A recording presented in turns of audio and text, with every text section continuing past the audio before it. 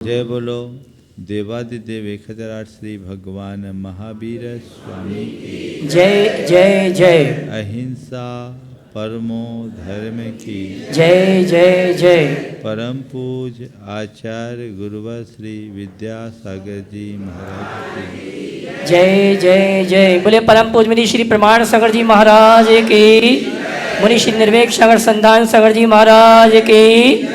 नमोस्तु गुरुवर।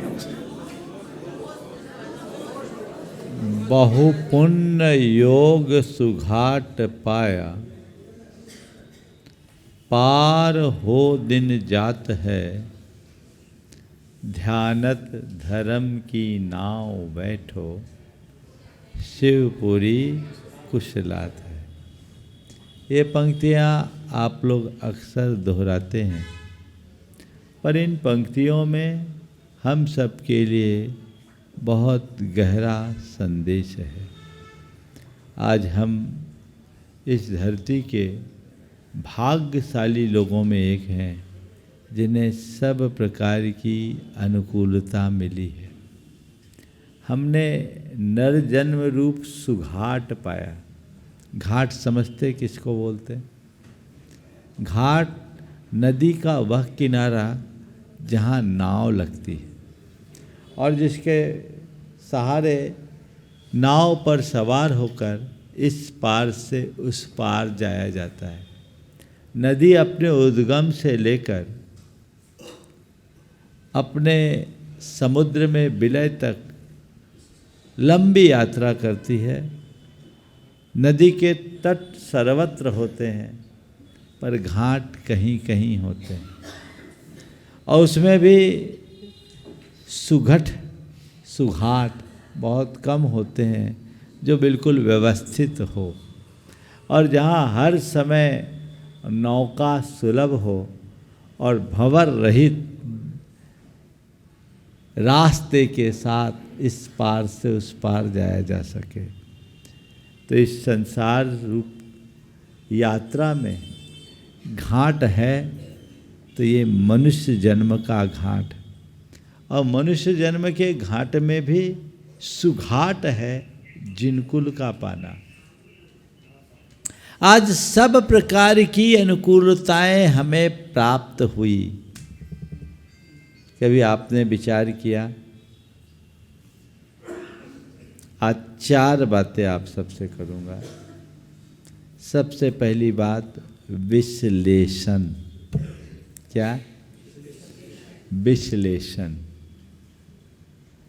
आप विश्लेषण करके देखिए कि हमारे पास क्या है और इस दुनिया में क्या है। कभी विश्लेषण किया? मेरे पास क्या क्या है और दुनिया में क्या क्या है। पहले दुनिया की बातों का कर ले, क्योंकि दुनिया की चीज़ों की समीक्षा थोड़ी सरल हो जाती है। खुद के विषय में हम लोग बहुत कम विचार कर पाते हैं। ये हम लोगों की एक बड़ी विशेषता जैसी है। हम पूरी दुनिया का छानबीन करने में माहिर हैं, खुद के विषय में प्रायः हम अनदेखा करते हैं। पर चलो, हमें जो दिख रहा है हम उसका विश्लेषण करते हैं। ये संसार कितना बड़ा और विस्तार वाला है, और आज तो हम टेक्नोलॉजी के युग में जी रहे हैं। सारी दुनिया मुट्ठी में है। एक कमांड में हम सारे संसार के साथ अपना संपर्क जोड़ सकते हैं। दूर दुनिया में बैठे व्यक्ति से भी हम यहाँ संवाद स्थापित कर सकते हैं। कितने आगे बढ़ गए। लेकिन हम जब बाहर झांक कर देखते हैं तो ये भी पाते हैं कि एक तरफ संसाधनों का अंबार लगा है, तो दूसरी तरफ उतनी ही दुविधाएं बढ़ी है, उतना ही दुख बढ़ा है। दिखता है कि नहीं दिखता? बोलो। लेकिन शायद जब हम दूसरों की तरफ देखते हैं तो हमें एक ही बात दिखती है कि वो हमसे कहीं ज़्यादा सुखी है, वो हमसे कहीं ज़्यादा बेहतर है, उसके पास हमसे कहीं ज़्यादा अनुकूलताएं हैं, वो हमसे कहीं ज़्यादा खुश है। ऐसा ही दिखता है ना? बोलो, हाँ दिखता है। बस ये चीज़, ये दृष्टि जब तक हमारे मन में होती है, हम अपने लिए ढेर सारे दुख आमंत्रित कर लेते हैं, क्योंकि हम दूसरों को अपने से बेहतर देखने की कोशिश करते हैं। चलिए थोड़ा अब हम खुद की तरफ देखें। दूसरों को देखते हैं तो आपको ऐसा लगता है कि मेरे पास पैसे कम हैं, उसके पास पैसे ज़्यादा है। दूसरों को देखते हैं तो आपको ऐसा लगता है कि उसका घर हमसे अच्छा है, हमारा घर थोड़ा उससे इन्फीरियर है। दूसरे को देखते हैं तो आपको लगता है वो बहुत पॉश एरिया में रहता है, हम तो सामान्य इलाके में रहते हैं।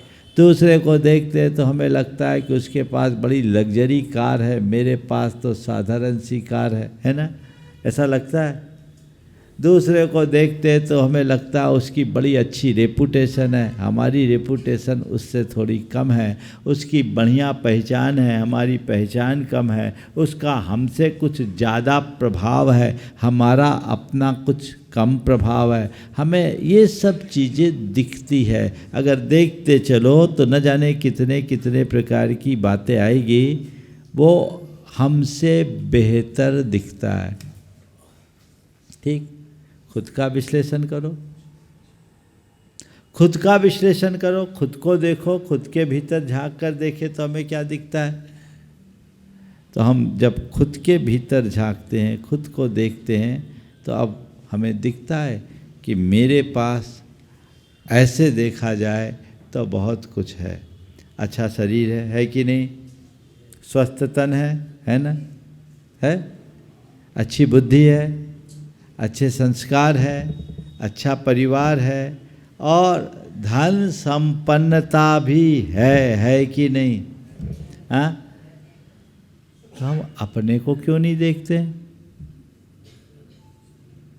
जब दूसरों को देखोगे तो केवल कमियां दिखेगी, और अपने को देखोगे तो परिपूर्ण देख पाओगे। जो दूसरों को देखता रहेगा, कमी का आभास करता रहेगा, वो दुखी बना रहेगा। जब तक तुम्हें कमी का, अभाव का एहसास होता रहेगा, दुखी बने रहोगे। और जब अपने पास उपलब्ध चीज़ों को देखोगे तो पाओगे औरों की अपेक्षा में बहुत अच्छा हूँ। ये बाहर का विश्लेषण करा रहा हूँ, अभी अंतर विश्लेषण की बात तो है ही नहीं। अभी आगे अगले चरण में केवल विश्लेषण देखो, मैं औरों से कितना बेहतर हूँ। थोड़ा आप ऐसे भी देखो, आप स्वस्थ हो, दुनिया में बहुत से ऐसे लोग हैं जो बीमार और लाचार भी हैं। थोड़ी देर के लिए सोचो, यदि मैं बीमार होता, बिस्तर पकड़ा होता तो क्या होता? हूँ भाग्यशाली? बोलो, हैं? हृष्ट पृष्ठ हूँ, मेरी सारी शरीर की सारे अंग उपांग अच्छे हैं, मेरी सारी इंद्रियां अपना काम कर रही है। चलो कदाचित स्वस्थ भी होता, पोलियो ग्रसित हो जाता तो, अंगहीन हो जाता तो, चलो ये सब कुछ ठीक होता। कदाचित मंद बुद्धि हो जाता तो, दुर्बुद्धि हो जाता तो, पागल, विक्षिप्त या अर्ध विक्षिप्त रहता तो। दुनिया में ऐसे लोग भी हैं कि नहीं हैं? हो भाग्यशाली? बोलो, हो लकी हो ना? औरों से कितना अच्छा हूं। ठीक, मेरे पास घर है। दुनिया में बहुत से लोग भी हैं जो बेघर हैं, घूमते रहते ना, सड़क पर फुटपाथ पर सोते मिलते हैं। उनसे बेहतर हो, भिखारी नहीं हो, उनसे बेहतर हो। दुनिया में बहुत से भिखारी भी घूमते हैं कि नहीं घूमते? कई ऐसे हैं जो केवल झुग्गी झोपड़ी में रहते हैं। तुम्हारे पास कम से कम पक्का खुद का मकान तो है, बेहतर हो। हाँ, तुम्हारे पास अपनी गाड़ी है, चाहे जहाँ चाहे जब घूम लेते हो। बहुत से ऐसे लोग हैं जो किराए की गाड़ी भी अफोर्ड करने में असमर्थ हैं। बेहतर हो। तुम्हारे पास अच्छा भला पूरा परिवार है, पूरे उत्तम संस्कार हैं। ऐसे भी बहुत सारे परिवार हैं जिनकी सुबह की शुरुआत ही झगड़े से होती है और रात तक झगड़ते रहते हैं। वो भाग्यशाली। अगर आप अपने को खड़ा करके अपने से नीचे की ओर देखोगे तो पाओगे इस दुनिया के सबसे ज्यादा पुण्यशालियों में मैं हूं। हो कि नहीं बोलो? Far better. अगर इसका एहसास होगा तो मन में किसी प्रकार का असंतोष आएगा क्या? असंतोष नहीं तो आकुलता होगी क्या? तो ये तो भोगने और पाप को बढ़ाने वाली क्रियाएं हैं। पुण्य को बढ़ाने वाली क्रियाओं के प्रति आप कितना विचार करते हो, इसका कभी विचार किया?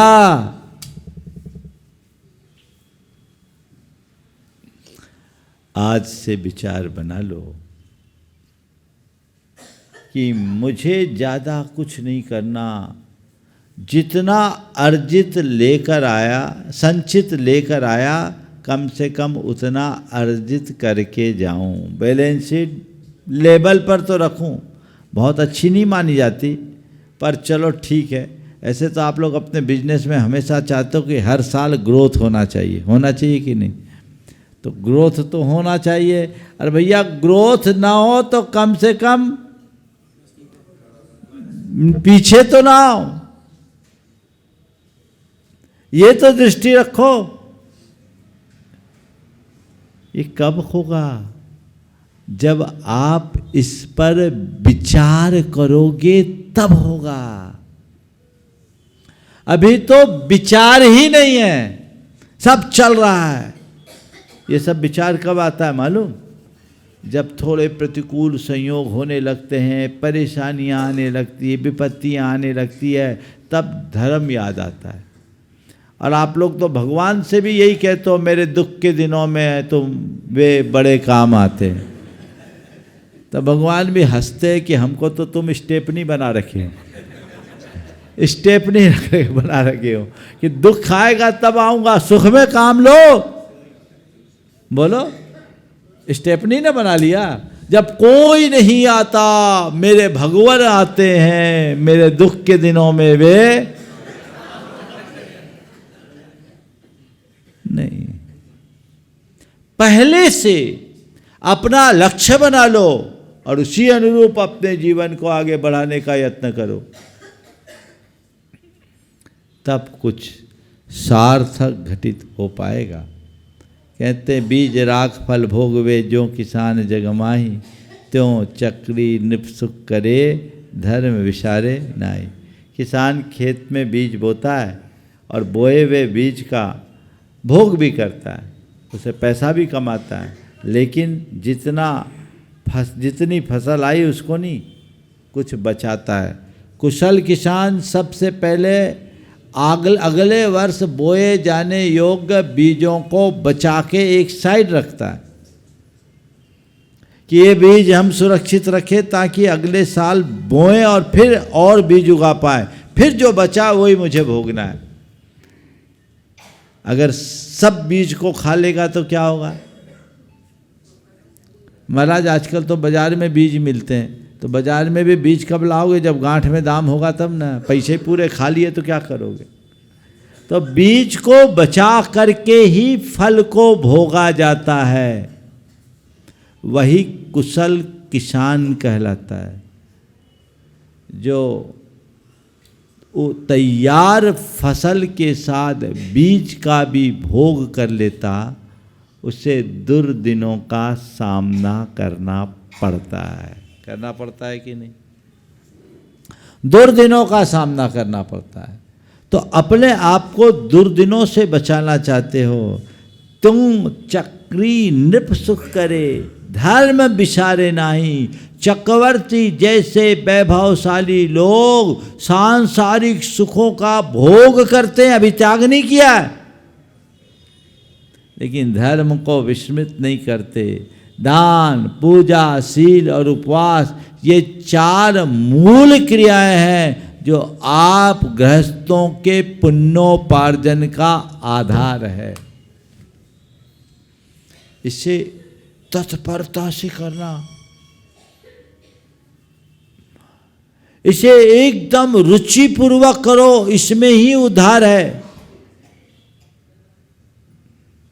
आचार्य कहते दानम पूया शील मुवासो सावियानम चौभ्यो धम्मो। दान, पूजा, शील और उपवास ये श्रावकों के 4 प्रकार के धर्म हैं जो पुण्य उपार्जन का सशक्त माध्यम है। आप लोग भगवान की पूजा कर लेते हो, अवसर पाकर दान भी देते हो। दान केवल पैसों का नहीं होता, पैसों के दान के साथ पात्र दान जो आहार, औषधि, उपकरण, आवास दान है, ये मूल दान है जो एक प्रकार से रत्नत्रय का दान है। और पैसे का दान तो उसके साथ जुड़ा हुआ है जो हमारी संस्कृति के विकास के लिए है। ये दान दो, भगवान की पूजा, शील संयम का पालन और उपवास। महिलाएं तो उपवास खूब कर लेती, पुरुषों में बहुत कम है। बिलाला जी जैसे लोग करते हैं आपके यहाँ, आज उपवास है, देखो बहुत कम लोग। हाँ पाठोदी करते हैं, सामने नहीं है अभी। तो ये करने वाले कम लोग हैं, करे, ये पुण्य वर्धनी क्रियाएं हैं। और देखो पाप करते हुए तो नहीं थकते आप लोग, और ये विचित्रता है, पाप करने में नहीं थकते और थोड़ा सा धर्म कर लो तो कहते अब थोड़ा रिलैक्स, बहुत हो गया। एक जन कह रहे थे कि महाराज चौमासा में बहुत हो गया, अब थोड़े दिन गैप चाहिए। तो पाप में गैप नहीं, परमार्थ में गैप। ये सोच बदलनी चाहिए। तो क्यों मिला? पुण्य से मिला। किस लिए मिला? पुण्य के उपार्जन के लिए मिला। किस लिए मिला? किस लिए मिला? किस लिए मिला? क्या कर रहे हो? अब बोलो, क्या कर रहे हो? थोड़ा बोलती बंद क्यों हो गई? कर क्या रहे हो? अपने मन से पूछो। ये अंतर विश्लेषण है, दूसरों से मत पूछना। अपन दूसरों को झांकते वो क्या कर रहा है, क्या कर रहा हूं, अपने मन से पूछो। अरे जो कर रहे हो वो सही कर रहे हो तो तुम बिल्कुल सही हो। क्या अंदर से आवाज़ आ रही? थोड़ी आंखें बंद करके देखो तो, पूछो अपने मन से। 20 सेकेंड के लिए सभी आंखें बंद करिए और अपने मन से पूछिए, मैं क्या कर रहा हूँ? क्या आवाज़ आ रही है? जो कर रहा हूँ सही कर रहा हूँ कि गलत? बोलो, क्या है आवाज़? आवाज़ क्या आई? गलत है ना? तो ये रोज अपने अंदर से सवाल पूछो, जो क्या कर रहा हूँ वो गलत कर रहा हूँ, यानी पाप कर रहा हूँ। मिला सब पुण्य के लिए, कल पाप रहा हूँ तो क्या होगा बताओ? रामलाल से पैसा ले और श्यामलाल को दे दे, और रामलाल श्यामलाल में आपस में बैर, दोबारा रामलाल के पास जाओगे तो क्या होगा? धक्का मार के भगाएगा कि नहीं? हाँ बोलो, धक्का मारेगा ना। रामलाल का पैसा आपने श्यामलाल को दे दिया और श्यामलाल चाहता नहीं, रामलाल श्यामलाल में बनती नहीं, आपने दे दिया तो आपका हाल तो बेहाल होना ही है। बस पुण्य के योग से सारे अनुकूल संयोग मिले, आपने उसे पाप में लगा दिया तो अब पुण्य की छाया भी आपके पास नहीं आएगी, आपको पाप का भागी बनना ही पड़ेगा। बनना पड़ेगा कि नहीं? तो क्या कर रहा हूं? पाप में अनुरक्त हो रहा हूं, है ना? और करना क्या चाहिए? चौथा सवाल, क्या करना चाहिए? बोलो। मुझे धर्म में लगना चाहिए, मुझे परमार्थ से जुड़ना चाहिए, मुझे शील संयम सदाचार का पालन करना चाहिए। ये आवाज अंदर से आनी चाहिए। और जो मुझे करना चाहिए अब मुझे करना है, ये रोज आंख मूंद कर थोड़ा विचार करोगे, अपना अंतर विश्लेषण करोगे, तो आपके अंदर ही चीज़ें बदलेगी और फिर अंदर का द्वंद्व मिटेगा, आनंद प्रकटेगा।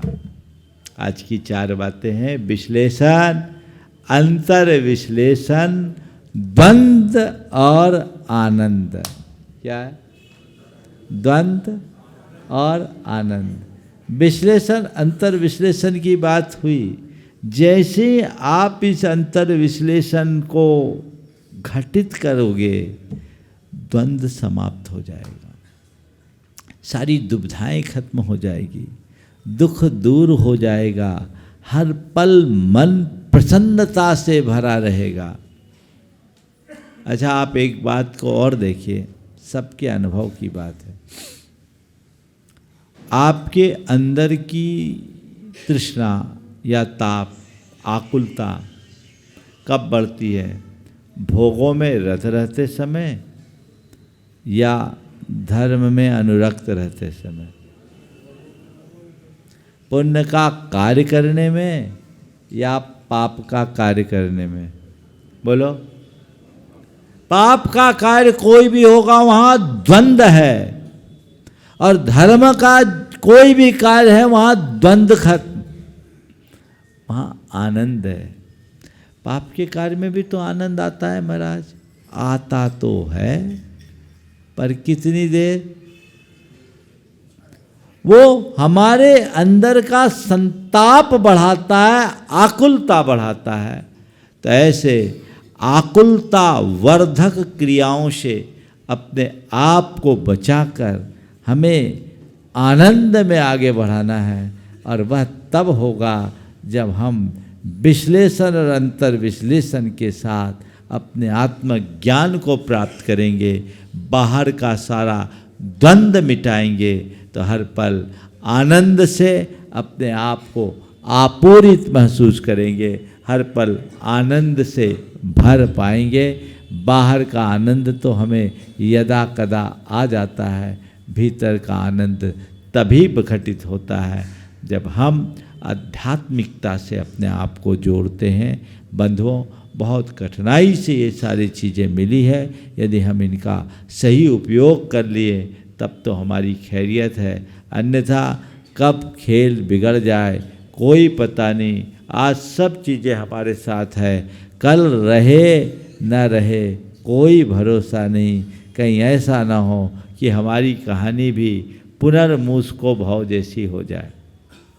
पुनर्मुस्को भाव एक बड़ी पुरानी कहानी है, पंचतंत्र की कहानी है, मैं यदा कदा सुनाता रहता हूँ।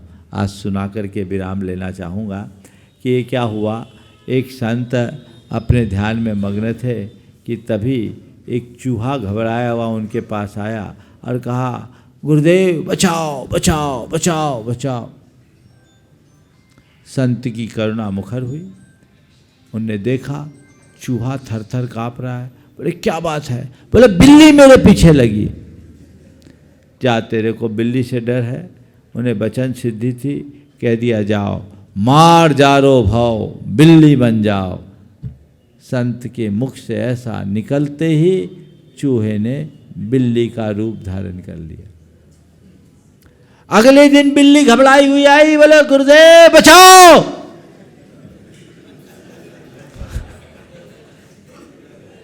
क्या हो गया? बोले वो कुत्ता मेरे पीछे पड़ा है। जा, तेरे को कुत्ते से डर है? मेरा आशीर्वाद है, स्वानो भव, कुत्ता बन जाओ। देखते ही देखते बिल्ली कुत्ता बन गई। कुछ दिन बाद वो कुत्ता आया, बोले गुरुदेव बड़ी बुरी हालत हो गई। बोले क्या हो गया? बोले जहाँ जाता हूँ दूर दूर आते हैं लोग, बच्चे लोग मुझ पर पत्थर मारते हैं, मैं तो बहुत बुरे हाल में हूँ, आप तो मेरा उद्धार करो। बोले क्या करना चाहते हो? मुझे तो आप आदमियों से दूर कर दो। बोले जाओ, मैं तुम्हें जंगल का हिरण बना देता हूँ, मृगो भव। वो हिरण बन गया। अब हिरण बन गया, जंगल में आनंद से फिरता रहा। एक दिन वही हिरण हाँपता कांपता हुआ आया और कहा त्राहिमाम त्राहिमाम, गुरुदेव बचा लो। बोले क्या हो गया? बोले शेर मेरे पीछे पड़ा, खा जाएगा। जा, तुझे शेर से खतरा है, मेरा आशीर्वाद है, मृगेंद्रो भव। और देखते ही देखते वो हिरण ने शेर की शक्ल धारण कर ली। अब वो हिरण शेर बन गया। अब शेर जंगल का राजा बना फिरता रहा। एक दिन शेर के मन में ख्याल आया, इन संतों का कोई भरोसा नहीं, अभी मुझ पर प्रसन्न है तो मुझे चूहे से शेर बना दिया, कभी नाराज हो जाए तो वापस शेर से चूहा ना बना दे। तो अभी तो मैं शेर हूँ, मुझ में बल है, ताकत है, क्यों ना मैं अभी इनका काम तमाम करूँ और शेर बनता फिरूँ। इस विचार से प्रेरित होते ही वो संत के सामने आया और संत पर झपट्टा मारने ही वाला था कि संत उसके मनोभावों को समझ लिए और जैसी शेर झपटने को उद्यत हुआ, संत ने कहा पुनर्मुस्को भव। वो शेर क्या बन गया? चूहा। मुझे नहीं मालूम ये कहानी कब की है, लेकिन काल्पनिक कहानी है, पर इसकी कहानी, इसका कथ्य सत्य है। ये कहानी किसी और की नहीं, हमारी तुम्हारी सब की कहानी है। हम सब निगोद से अपनी जीवन यात्रा को शुरू किए, जो चूहे की भांति थी, और पुण्य के योग से बढ़ते बढ़ते नर पर्याय में शेर बन गए। जिस पुण्य की कृपा से हम यहाँ तक आए, यदि उसी पुण्य को खाना शुरू कर देंगे, उसी पुण्य को खाएंगे, तो वापस पुनर्मुस्को भव वाली कहानी को दोहराएंगे और कुछ भी नहीं बचेगा। इसलिए हमें अपना अंतर विश्लेषण करके देखना है, मुझे क्या मिला, क्यों मिला, है ना, क्यों मिला, किस लिए मिला, मैं क्या कर रहा हूँ और क्या करना चाहिए। यदि ये अंतर विश्लेषण होगा तो हमारी सारी द्वंद्व, हमारे मन का सारा द्वंद्व दूर होगा, दुविधाएं मिटेगी और जीवन आगे बढ़ेगा। बोलिए परम पूज्य आचार्य गुरुवर से विद्या।